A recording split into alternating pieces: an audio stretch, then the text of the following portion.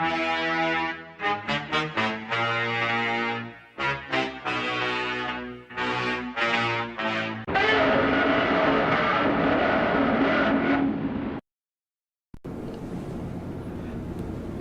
guys and girls, how's it going? Skreezilla here with a very hoarse voice. Sorry, if you've seen it on the Facebook, you'll have seen I was out karaokeing tonight. Hence it's coming a little bit late. So basically, we've had news of naval forces, and the big news is, well, there's two big newses. First of all, we have the introduction of the Japanese forces. So we are getting the Imperial Japanese Navy. Now, the two vessels available for pre-order are a Yugomo, the Kiyoshima, and a PG-02. Now, these two vehicles have got a discounted version for pre-order, which is 20% off, which is relatively okay. Both ships are probably going to be okay. The PG-02 is probably going to be your best option for grinding. This vehicle has a Gatling gun on the front, a 20mm Vulcan Gatling gun, which is going to make it extremely effective for naval forces. And being a hydrofoil as well, it's very quick. Now, the only issue I can see with it is it's very small. So you've probably only got a small crew on board. So if you're sprayed by any machine guns, you're probably going to drop quite quickly. However, the Gatling gun, if you can get that working, remember, Gatling guns need to spool up. So you have got a delay on the firing. It will be able to basically wipe out any ship in game at the moment, any smaller sort of PT boat style ship. It will just annihilate everything. This thing is going to be absolutely monstrous, and it's kind of a look at the Japanese line. Now, the Japanese line is going to have lots of torpedo boats. We haven't actually got any idea of the Japanese ships yet. We've only got these two Japanese pre-orders. So the PG-02, it's likely there will be a regular tech tree version of this, the PG-01. So we might see some variations on these types of little ships, but the other vehicle is, of course, the Yugomo, which is the Kiyoshima, and the Yugomo class of destroyer is an interesting vehicle because it's basically designed as an anti-aircraft destroyer. So the guns on it are more designed for taking out things like aircraft. On board, you're going to have the twin 127mm guns and quadruple torpedo tubes of 610mm caliber, as well as some decent anti-aircraft armament, which is 3 25mm guns placed on the platforms and 12 20mm guns on the fore and stern of the destroyer. So if you've played World of Warships, you know that this destroyer is very good at killing planes, and in this game it's going to be very good as well. The anti-aircraft defense of the vehicle is going to be pretty spectacular. Now, the other thing as well is the guns will have the option of fused shells, I imagine. Now, of course, this is speculation, but it should have fused delayed shells because the guns on board this ship, the 127mm guns, are basically dual purpose. So you've got 8 large caliber guns on board, and it's going to be pretty spectacular. Now, of course, the Yugomo, this is the last Yugomo that was actually built for the Japanese Navy, so it's slightly different. So I imagine we'll be getting a Yugomo as a standard destroyer, much like we see in game. So if we look at the naval research tree, you will notice that the for instance, the Carl is a destroyer 1936, and in game we have the type 1936, which is the Carl However, it's a slightly different variation. Now, the Carlgaster is sort of there because it's actually a named destroyer, whereas in game we've got the Type 1936 modernization 1941, but also there is the slightly more modernized version, which actually has the 15 centimeter guns on board. Now, this is not the only news for naval, because if we go back to the War Thunder page, there is an actual news thing for it. I think it's actually in here, sorry. Because there is news of the Japanese fleet, but we're also going to be getting heavy cruisers. So, yes, the meta of naval is going to change again, because we're going to get heavy cruisers. And as you can see, I've brought up a little bit of a list here of the Deutschland heavy cruiser. And the Deutschland class itself is possibly something we'll be getting with 280mm guns, of course. Basically, battleship caliber guns.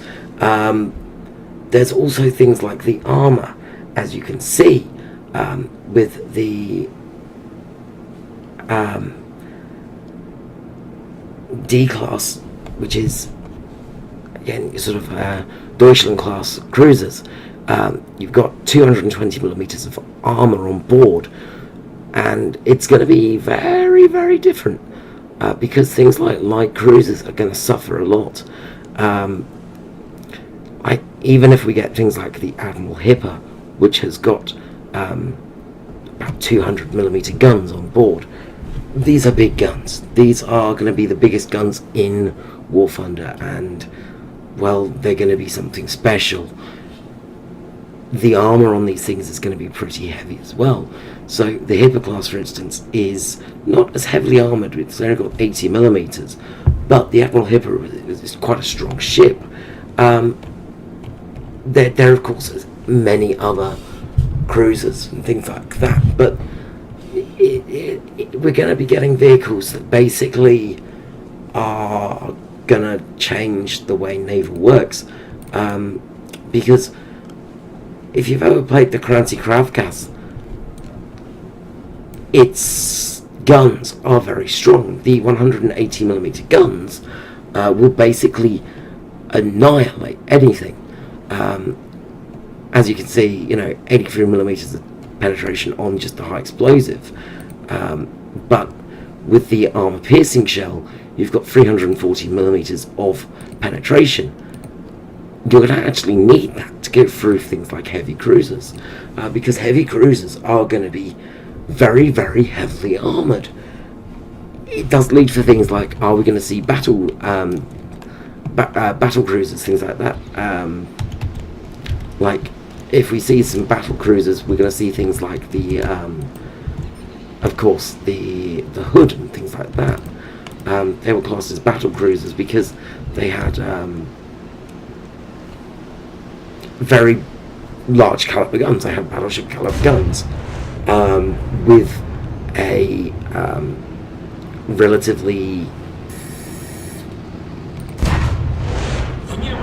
sort of relatively light armor. So it's something we could see in game. And of course, I say, with the introduction of these ships, we're going to need to use these heavily armor piercing shells at long range, and it's going to affect some cruisers. Some cruisers are not going to be able to, basically, some of the light cruisers we've got now are not going to be able to penetrate the heavy cruisers at certain distances. You can see there we've got a column at distance there, and if we fire a 180mm guns, which, as I say, these are basically the guns you're going to be getting on most of the heavy cruisers, you're sort of going to be having a hard time to kill these things because they are just so well armored. You're basically going to need to use a torpedo to take them out. You're not going to be able to rely on guns. Gun battles will last for a long time with these heavy cruisers, because as you can see with the sort of system of aiming in War Thunder at the moment, you know, you do have some sort of trouble at shooting these things, and you're going to be fighting at, you know, 10, 15 kilometers distance. So it's going to be very hard to get on target, and you're going to need to basically go through the sort of armor plates on these ships, which is going to be, you know, they're going to be sort of 80 to even like 180, 200 millimeters of armor on some ships. You know, some of these ships are going to be so well armored that some ships are just simply not going to be able to penetrate them. Things like, if we just jump out of this quickly, things like the destroyers. Some destroyers are going to have problems penetrating heavy cruisers. Because if we look at stock destroyers, let's look at the Ognavoy, which is a Moskva, which is a Leningrad stock. It has 50 millimeters penetration, and at longer distances it loses that. So when you're fighting at 10 kilometers, you've got 36 millimeters of penetration, which is going to do nothing to a heavy cruiser. You're going to be able to do some damage to the deck, but that's about it. With the armor-piercing rounds, again, at those distances, you're not going to be able to really penetrate heavy cruisers. So it's going to be very hard for a lot of these ships to compete. Things like the Kirov, which currently dominate and decimate, because, again, this is a heavy cruiser. Even though it's classified as a light cruiser, this is the kind of ship that you will be facing. And the main reason this is considered a light cruiser is because of the armor, because it's only 50 millimeters thick around the sort of the central mass of it. But the thing is, the guns are going to be of that sort of caliber, and when you get a stock vehicle, as I say, you're not going to be able to penetrate any of these heavy cruisers. So it's going to be a really problematic thing, especially for some of the nations. For instance, we saw on the dev server with Japan, they would have only high explosive shells on the, I can't remember the exact ship, but I did a video on it a while back on the dev server, and basically it wouldn't, the high explosive shells would not penetrate destroyers. So trying to penetrate a cruiser or a heavy cruiser with that is going to be nigh impossible.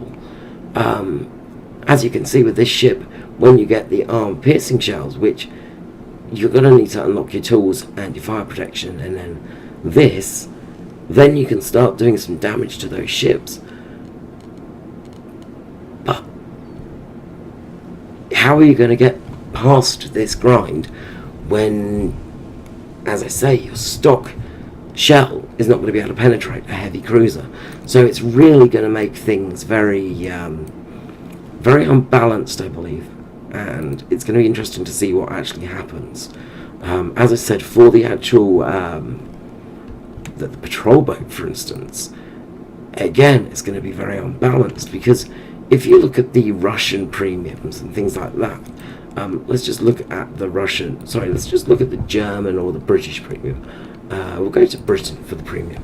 So the Fairmile D, for instance, this ship is pretty much useless. Now you have got a very good 57 millimeter gun on the back. Unfortunately, on the front, you've got a very sort of iffy 57 millimeter, and just the fire rate is relatively slow. You struggle a bit with this vehicle. Now, with a Gatling gun, with the Vulcan Gatling gun, it's going to tear through this easily. It's kind of like it's almost made a lot of premiums very unusable. The British ships are going to not really have an answer because of their guns.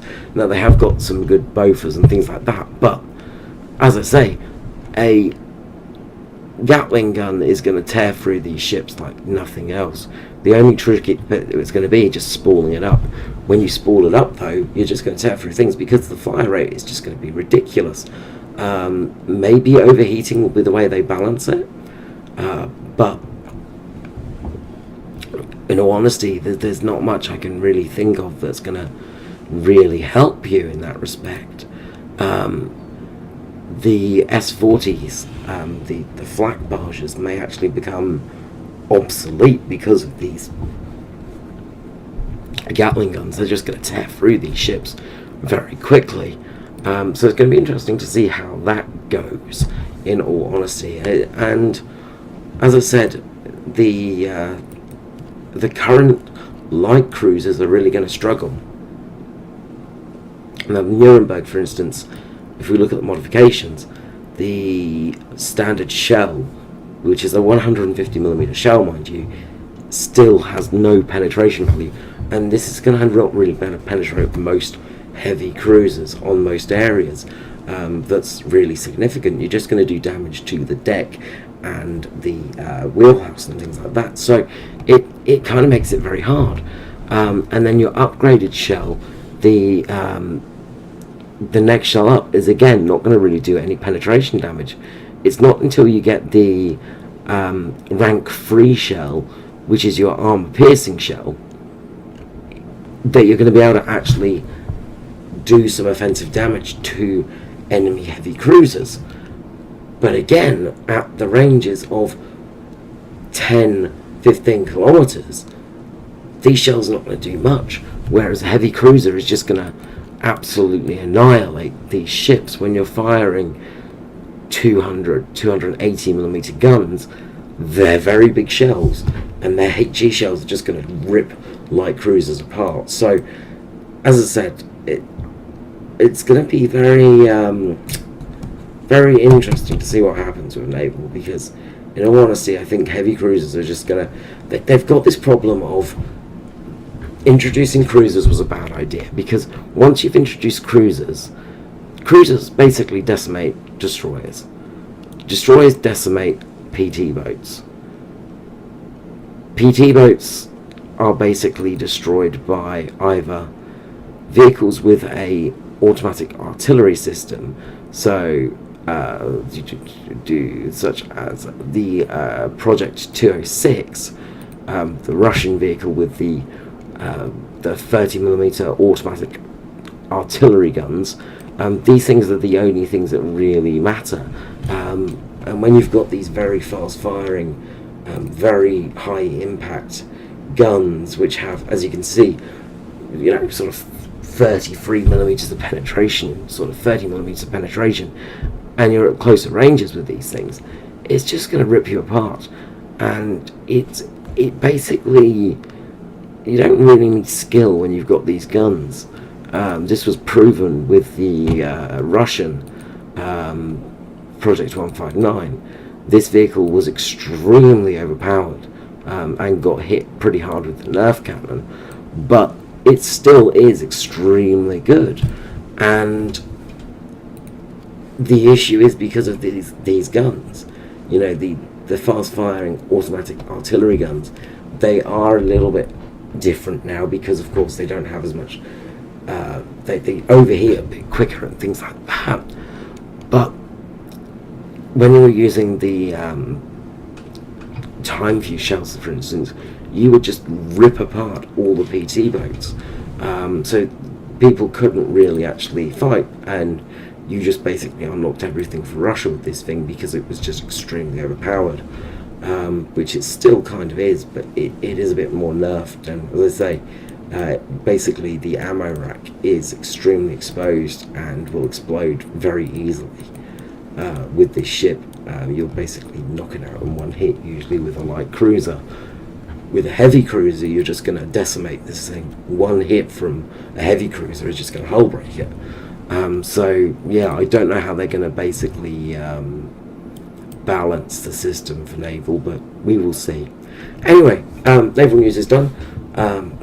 Wait a bit before you get the packages, I'd say, because you have to see how they go. It is probably worth waiting till they're on the dev server before you grab them. Honestly, they're not a bad deal. If you do play naval and enjoy it, you're going to find that these are probably going to be pretty decent. They're you know, the Yugomo is a very good ship. It's a very competent cruiser. It's cruiser. Sorry, destroyer. Destroyer. It's classified as a destroyer, but it is the Japanese classified as a cruiser. So this thing is basically a light cruiser, and it's one of those weird ships that it's a commentate style destroyer, which is the sort of French style destroyer, which is basically a larger, more powerful destroyer that was designed to chase down other destroyers, and that's what the Yugomo was. But technically, it's a cruiser. So again, it's one of those iffy sort of areas. This is, as I say, it is a cruiser, but it's technically a destroyer, and the naval stuff gets very headache. But it's going to be a decent ship. It's going to be strong. It's going to be decent. It does depend a little bit on what shells you get for the ship. If they are pure HE, it's going to struggle a little bit, especially with things such as heavy cruisers coming in. So it's going to be, as I say, it's if you're interested in it, then get it, grab it while it's 25% off. It is worth it. You do get a lot of pre-order bonuses as well, like a lot of Golden Eagles, premium account, unique decals and titles and things like that. Get this lovely whale type, humpback whale decal for the Yugomo, and the pufferfish for the PG, and it's kind of useful. And of course, you've got the Japanese naval closed beta test. You can join that. I don't know if Britain's out of closed beta testing yet. I think the British are actually available in game for everybody now, but basically this is just going to be, the Japanese are going to be locked into that closed beta test. So if you don't have a premium vehicle, you're not going to be able to test it. But that's about it. That's about all for naval news. So I hope you've enjoyed this. Sorry about my voice. When it becomes available, when more information comes out, I will of course talk more about these vehicles, and I will cover more naval things as it happens. But for now, that's all we've got. We know that heavy cruisers are coming. We know we know that the Japanese are coming. We know that there's the actual premium vehicles are actually relatively dangerous and going to be relatively strong. But we have to wait and see what the standard tech tree is like as well. Alright guys, until next time, this is me, Skree. Bye bye.